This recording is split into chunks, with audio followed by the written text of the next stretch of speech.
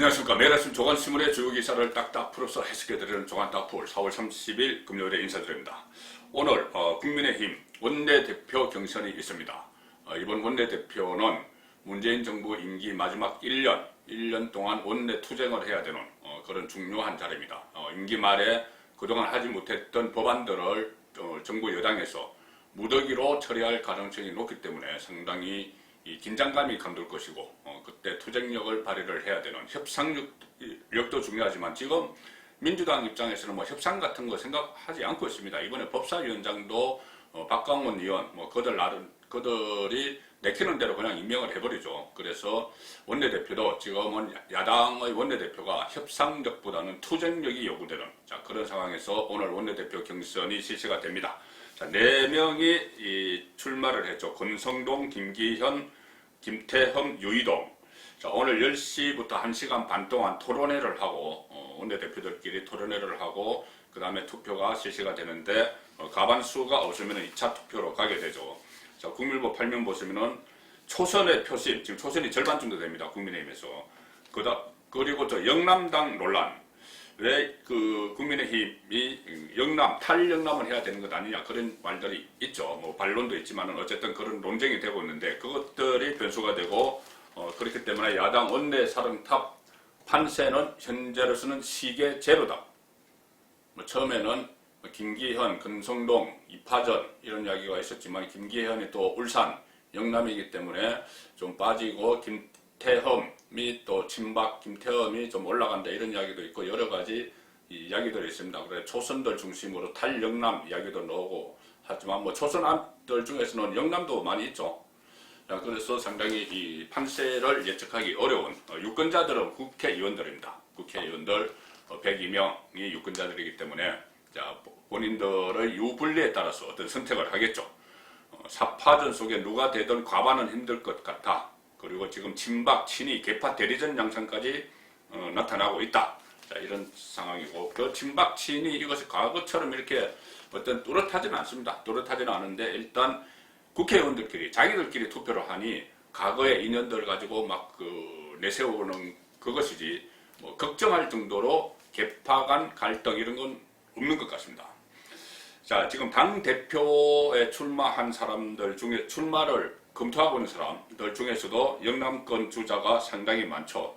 뭐 주호용, 조혜진, 윤영석, 조경태 상당히 많은데 자, 이번에 그래서 원내대표에 만약에 영남 출신인 김기현이 되면은 이 대표까지 영남이 되면은 투톱이 대표와 원내대표 투톱이 모두 영남이 되는 것 아니냐. 그래서 김기현이 되면은 이 다른 대표 선거 전당대의 대표 경선에서는 영남이 어려울 것이다. 그런 이야기도 또 나오고 있습니다.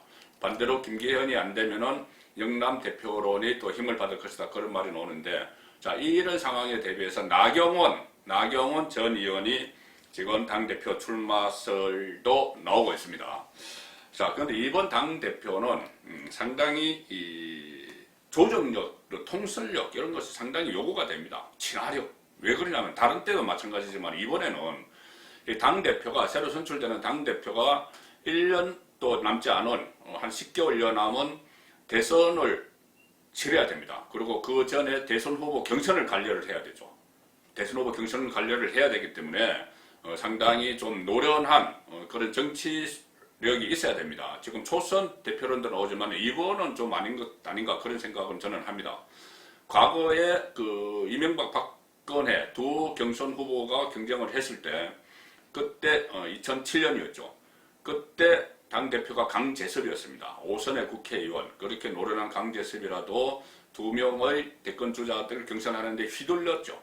자, 그런 상황을 보면 초선이 대선 후보 경선 관리를 맡기는 이번에는 좀 아닌 것 같다. 그런 생각이 드는 것이고 자, 그리고 이 대선 후보 경선 관리뿐만 아니고 지금 당장 국민의당 안철수 대표가 이끄는 국민의당과의 합당 문제도 결론을 내려야 되고 윤석열을 어떻게 할 것인가, 영입할 것인가. 지금 윤석열을 둘러싸고 국민의힘 안에서 여러 가지 논쟁들이 붙어 있죠. 자, 그래서 어느 하나 만만한 것은 없습니다. 지금 새로 전당대회에서 당대표가 되는 사람들 중에는. 그리고 뭐 지금 당장 서울시장 후보 단일화 때 안철수, 오세훈 두 사람이 약속했던 합당 문제도 벌써부터 삐걱거리고 있죠.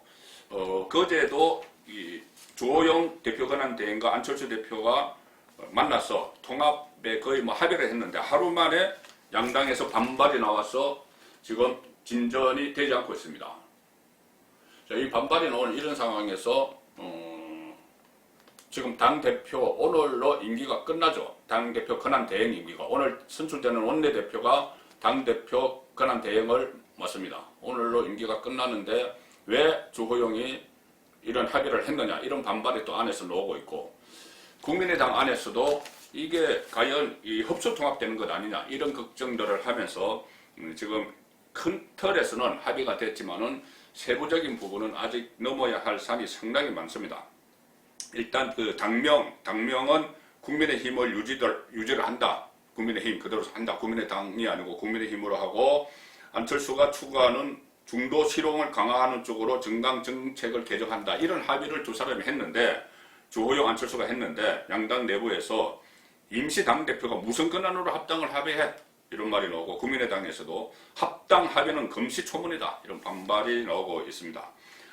그래서 이 원내대표 임기가 끝나는 주호영 대행은 6월 초로 예상되는 국민의힘 당대표 선출 전당대회 출마를 지금 검토 중인 이런 상황이어서 아무래도 6월이 돼야지 당대표 새로운 지도부가 들어서고 나서 이 통합 문제가 거론이 될 수도 있는 것 같습니다. 자, 지금 그것보다 더 발등에 떨어진 문제가 하나 국민의힘에게 있습니다. 윤석열 합류 문제. 윤석열이 국민의힘에 들어올 것인지 그 문제가 지금 윤석열 전 검찰총장이 이 정치권에 진입도 하기 전에 지금 여전히 정중동이죠. 정중동 상황인데 국민의힘 안에서는 불이 붙었습니다. 보수 정권을 수사했던 윤석열 사과를 받아야 되느냐, 그냥 넘어가야 되느냐, 사과가 아니고 그냥 어느 정도 입장 표명 정도에서 그쳐야 되는 것 아니냐, 이런 여러 가지 이야기들이 나오고 있습니다. 등판도 하기 전에 윤석열에 대한 찬반 논쟁이 시작이 됐고, 김용판, 대구의 지역구를 돌고 있는 김용판 의원이 처음 문제를 제기를 했죠. 기자회견까지 열어서 국정원 댓글 사건 때 본인에 대해서 과잉 수사를 했는데 사과하라, 이렇게 요구를 했습니다. 그런데 윤석열 그 문제와 함께, 보수정권 수사 문제와 함께 지금 윤석열에 대해서는 다른 어떤 검증도 이루어져야 된다. 뭐 여러 가지 검증을 먼저 우리가 해야 된다. 그래야지 나중에 본선에 가서 뭔가 터졌을 때 돌발 변수가 윤석열 신상과 관련한 돌발 변수가 터졌을 때 방어를 할 수 있다. 지금 우리가 먼저 검증을 해야 된다. 그런 얘기가 나오고, 어제 제가 전에 들었듯이 자기 대권 주자 진영, 뭐 홍준표든 유승민이든 다 그렇게 하겠죠. 원희룡이든 윤석열에 대해서 검증에 들어갈 체계를 차리고 있고, 일부는 벌써 검증을 하고 있다. 그런 소문까지 저 국회 주변에서는 나돌고 있습니다. 여러 가지 논란이 촉발이 지금 막 되고 있죠. 김용판이 어떻게 보면 불을 붙였습니다. 오늘 아침에 들리는 여러 가지 소식 중에는 이 정진석 의원, 오선희 의원이죠. 충청대망론 주창자고, 윤석열 전 총장의 부친이 충청 출신이기 때문에 충청대망론을 주창을 하고 있는데, 김용판 의원의 같은 당내에 있는 김용판 의원의 윤석열에 대한 사과 요구, 이것을 비판을 했습니다. 자, 이 논쟁이 이런 식으로 지금씩 하나씩 둘씩 터져 나오고 있는 것이죠. 여러 언론에서 인터넷으로 보도가 많이 됐습니다. 무엇일지 모르겠는데, 정진석, 윤석열 수사 사건의 사과 요구, 좁쌀에 뒤웅박하느냐, 사과 요구한 것을 좁쌀에 뒤웅박파는 행동, 그렇게 표현을 했습니다. 좁쌀에 뒤웅박판다. 무슨 뜻인지 아시겠습니까? 이 뜻이랍니다. 지나치게 협량하다, 이것과 되지도 않을 일이다, 이 두 가지 뜻이 있는데, 정진석 의원의 말입니다. 검사 윤석열에게 수사했던 사건에 대해 일일이 사과하라고 요구하는 것은 좁쌀에 뒤웅박을 파는 일이다, 이렇게 비판을 합니다. 당내에서 비판이 나오는 것이죠. 국정원 댓글 사건을 수사한 윤석열 검사, 박근혜 전 대통령을 수사했던 박영수 특검의 윤석열 팀장은 우리 사법체계에서 주어진 역할을 했다. 검사 윤석열은 자신의 자리에서 본분을 다한 것일 뿐이다. 자, 이렇게 평가를 했습니다. 그리고 오늘도 여러 사람들이 윤석열에 대해서 평가를 하는 그런 이야기들이 있었는데, 자, 제가 한국일보 익명 기사를 보여드리면은 일단 이 기사는 이겁니다. 박근혜 사면론이 제기가 됐죠. 서병수 의원이 먼저 제기를 했고, 그 다음에 이 오세훈, 박형준 두 시장이 청와대에 가서 오찬을 하면서 문재인 대통령에게 직접 건의를 해서 그게 사면론이 일단 쟁점이 됐습니다. 그러니 윤석열이 TK에서 지지율이 떨어지고 있다. 이 기사가 나왔습니다. 자, 박근혜 전 대통령을 다시 생각을 하게 되니 박근혜 정권을 수사했던 윤석열 괘씸해 이렇게 돼서 다시 지지율이 떨어지고 있다는 기사인데, 자, 박근혜 사면론 떠자 윤석열 TK 지지율이 꺼졌다. 뭐 꺼진 것은 아니죠. 그런데 이렇게 좀 자극적으로 표현을 하느라고 TK 지지율 꺼졌다 이렇게 표현을 했습니다. 지금 지역별로 보면은 그동안 윤석열을 지지하는 응답자들 중에서 TK가 가장 높았죠. 오히려 보수 정권을 수사를 했음에도 TK가 가장 높았습니다. 왜냐하면은 문재인 정권의 폭정을 멈출 수 있는 문재인 정권을 수사를 했고 탄압을 받았고, 그리고 정권 교체에 가장 현실적인 인물이기 때문에 윤석열을 지지를 했는데, 사면론이 닿았더니 윤석열의 지지가 대구 경북에서 내려앉았다는 게 이야기입니다.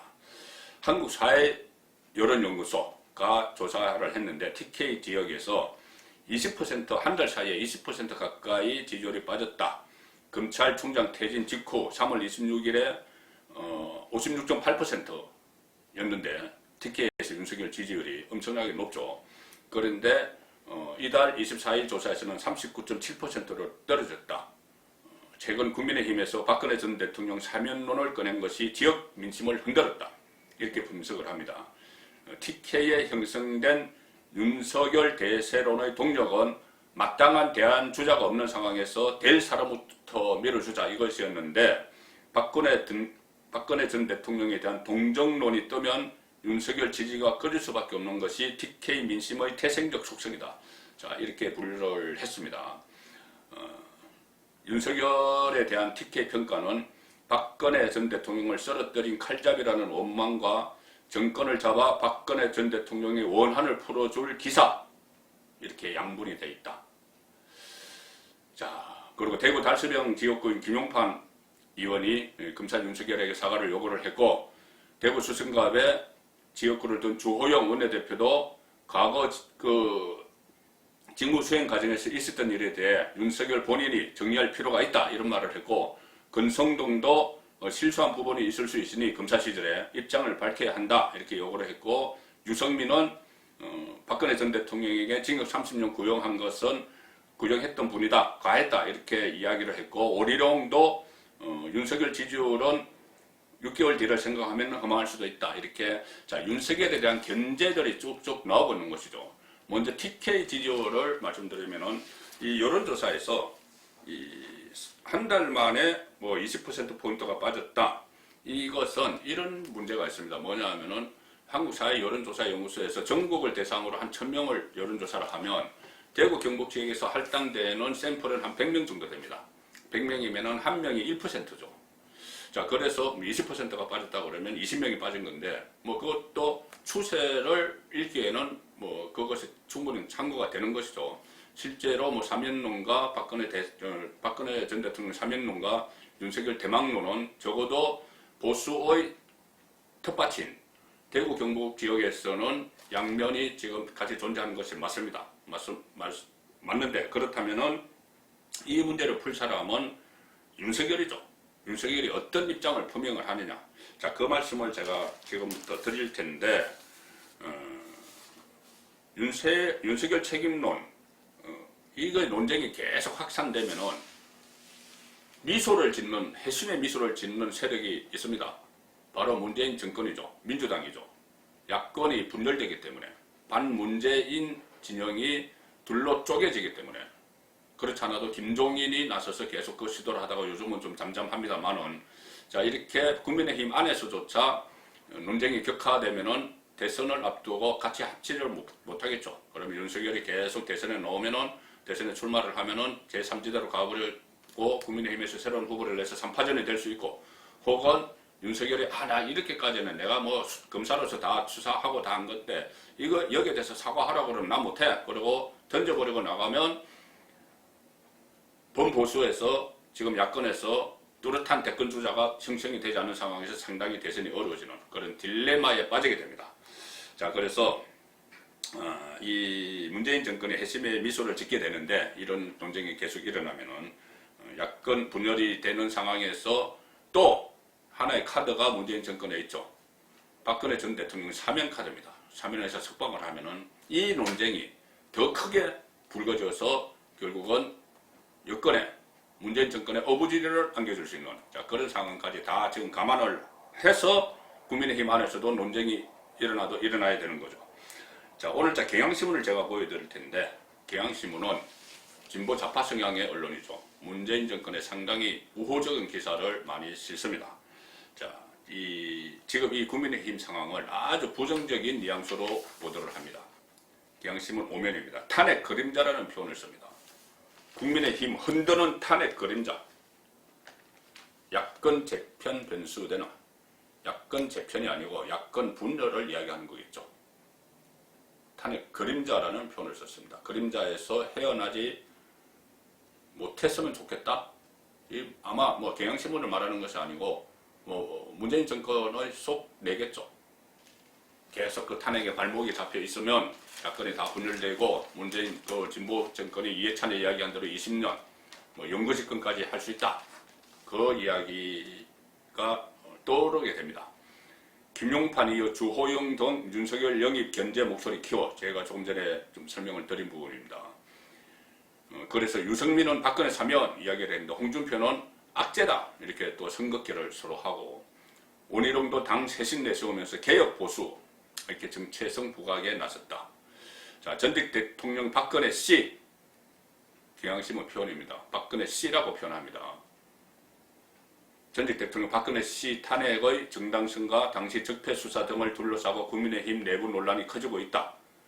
탄핵 불복과 사면 논란에 이어 당시 수사를 맡은 윤석열 전 검찰총장을 향한 비판까지 공개 제기됐다.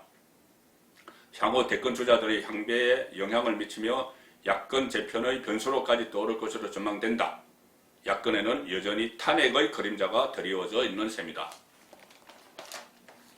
상당히 의도가 있는 그런 기사입니다. 뭐 경향신문이 그다지 영향력이 있는 언론사는 아니지만은 이런 식의 어떤 그 논점을 막 확산시키겠죠. 정부 여당 입장에서는 탄핵의 그림자 이런 식으로.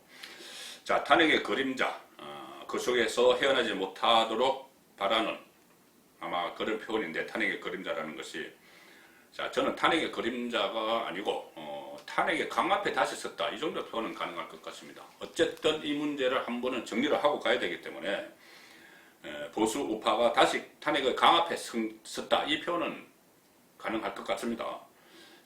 지금 정치권의 오랜 논란이 계속 이루어졌죠. 뭐 탄핵의 강을 건너야 된다, 이것은 뭐 유승민 의원도 이야기했고, 다 뭐 총선, 작년 4.15 총선 전에도 불거졌던 그런 문제들입니다. 그런데 지금은 그 강을 앞장서서 건너야 할 사람이 새로 생겼습니다. 정치권에서가 아니고, 정치권에서는 탄핵의 강을 건너기 어렵습니다. 서로 구원들이 있고 서로 막 부딪히고 당도 따로 만들어 나가고 막 한 일이 있기 때문에 지금은 어쩔 수 없이 한 당에 속해 있지만, 그 탄핵의 강을 정치인들이 건너기는 어렵습니다. 지금 아직 정치인이 아닌 당시 이 사건을 수사했던 윤석열이 강을 건널 수가 있는 것이죠. 탄핵의 강을. 사과는 할 수 없다고 봅니다. 저도. 사과를 하게 되면은 윤석열이 이 본인의 뿌리를 본인이 부정하는 게 돼버리는 것이죠. 본인이 박근혜 정권만 수사를 했던 것도 아니고 역대 모든 정권을 수사를 했습니다. 그런데 박근혜 정권 수사를 콕 집어내서 사과를 하면은 본인의 뿌리, 공정과 정의의 가치가 본인의 뿌리인데, 나중에 정치적 토양인데, 그걸 다 부정해버리기 때문에 잘못했다 이렇게 사과를 할 수는 없는 겁니다. 대신 그 상황에 대해서 입장 표명은 가능하겠죠. 입장 표명. 뭐 만약에 하게 되면 어떤 방향으로 할지 모르겠지만은, 일단 윤석열 본인은 역대 정권 수사를 다 했습니다. 김대중 정권 때부터 했습니다. 그때 김대중 정권의 실체였다는 어떤 경찰 간부를 뭐 구속시킨 일이 있었죠. 그 다음에 노무현 정권 때 그 안희정, 뭐 강금원 이렇게 구속시킨 적이 있고, 이명박 정권 때도 이상도 이렇게 구속을 했고, 박근혜 정권 뭐 탄핵까지 당할 지경까지 수사를 했고, 문재인 정권 수사를 하다가 탄압을 받아서 지금 그 검찰총장직을 물러나서 나왔죠.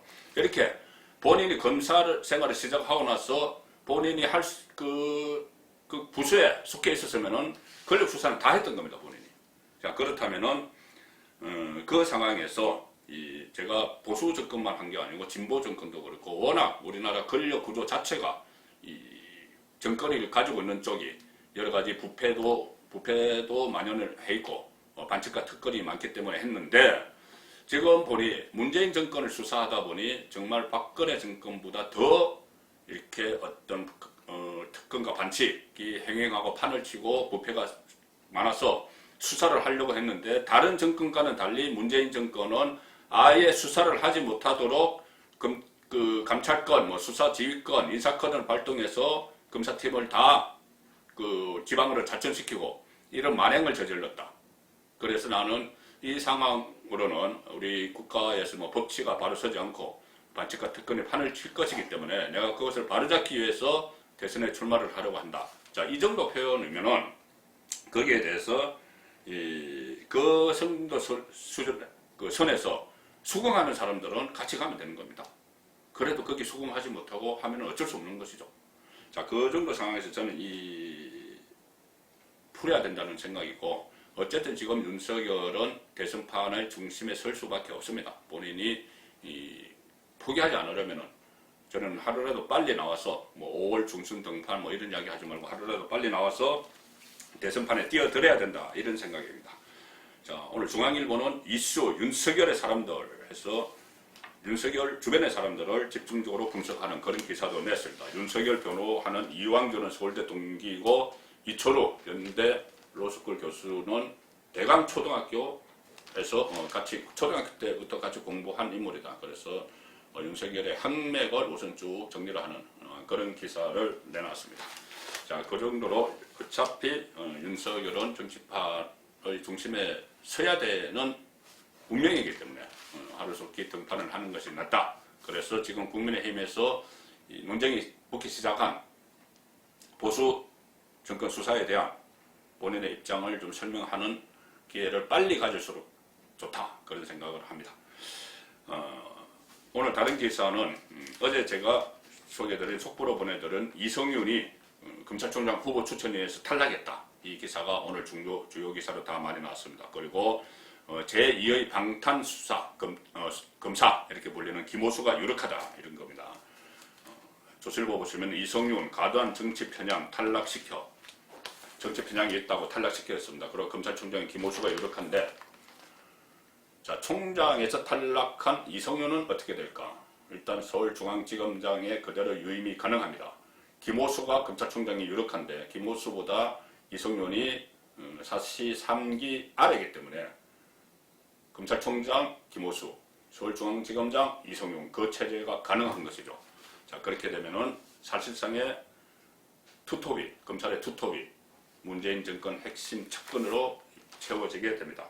그리고 이성윤이 고검장으로 승진해서 대검 차장, 대검의 검찰총장 김호수, 차장 이성윤 이렇게 갈 가능성도 있다는 것인데, 그 경우도 마찬가지로 방탄검사가 지봉을 두 사람이 나눠 갖는 그런 상황이 되겠죠. 자, 오늘은 조선일보 사설 하나를 소개해 드리면서 조간딱풀을 마치겠습니다. 어제 제가 조간딱풀 시간에 보내드린 내용 중에 문재인 대통령을 비판하는 유인물을 뿌린 30대가 지금 검찰로 이첩이 됐는데, 3년 동안 수사를 하다가 이첩이 됐는데, 고소인이 누구냐? 이것은 친고죄이기 때문에 고소인이 없으면 처벌을 못하죠. 고소인이 누구냐? 경찰이 그거 뭐 뻔한 것 아니냐? 이렇게 했는데, 문재인이죠. 문재인 대통령을 이렇게 모욕죄, 문재인에 대한 모욕죄니까. 자, 그래서 조선일보 사설 보시면은 대통령 욕해서 기분 풀리면 좋은 일, 이렇게 이야기했던 문재인이 뒤로는 국민을 고소를 했다. 여기에 대해서 신랄히 비판을 하고 있습니다. 그 전에 어떤 모임에서 뭐 대통령 뭐 욕할 수도 있지 국민들이. 그래서 뭐 국민들이 스트레스 풀려면 좋은 일 아니냐 이렇게 했는데 실제로 본인을 비판을 하는 유인물을 뿌렸다고 고소를 했습니다. 조간 따풀이었습니다.